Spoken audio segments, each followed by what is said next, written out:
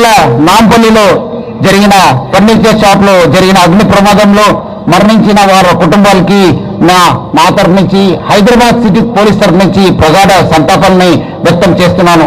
ఈ ఘటన అత్యంత దురదృష్టకరం. మనము GHMC, fire safety officials, Hydraa ఇలాంటి సంఘటనని పునరావృత కాకుండా మనము చర్యలు తీసుకోబోతున్నాం. అట్లానే ఈ యొక్క ప్రమాదం జరిగినప్పుడు, ఏ సంఘటన జరిగినప్పుడు ప్రజల సహకారం ఎంతో మనకు దొరుకుతుంది. అట్లానే ఈ సంఘటన జరిగినప్పుడు అక్కడ ఉన్న ప్రజలు బాగా సహకరించారు.